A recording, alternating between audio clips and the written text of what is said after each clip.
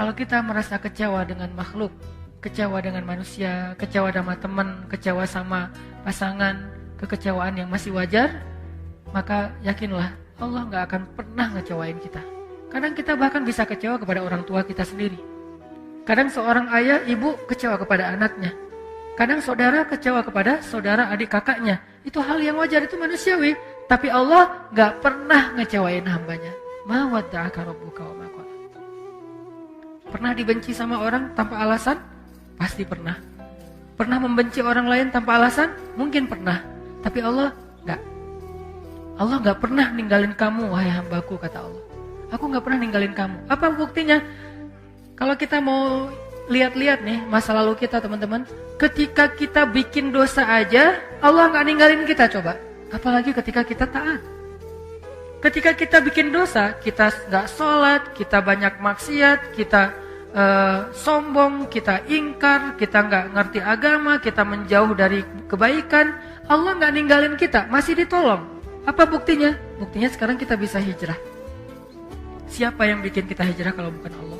Buktinya kita akhirnya sadar untuk taubat. Siapa yang menyadarkan kita kalau bukan Allah? Kok telat banget sih Ustaz disadarin? Enggak, dari sejak kita bikin dosa tuh Allah udah menyadarkan kita. Kita aja yang keras kepala, menolak peringatan dari Allah, menolak nasihat dari Allah, sering datang kepada kita. Tapi Allah gak pernah meninggalkan kita. Padahal kita dosanya tuh cukup banyak, gak ditinggalin sama Allah. Udah banyak dosa masih dipanggil sama Allah. Dipanggil loh. Qul ya ibadiyalladzina asrafu ala anfusihim. Ya ibadi, wahai hamba-hambaku. Manggilnya lembut lah gitu. Kalau ayah manggil anaknya dengan bahasa lembut, ya bunayya. Kalau anak memanggil ayahnya dengan lembut, ya abati. Kalau anak memanggil ibunya dengan lembut, ya ummati. Sekarang Allah memanggil hambanya. Kalau hamba memanggil Allah dengan lembut, ya Rabbi. Sekarang Allah memanggil kita, ya abdi. Kalau jamak, ya ibadi.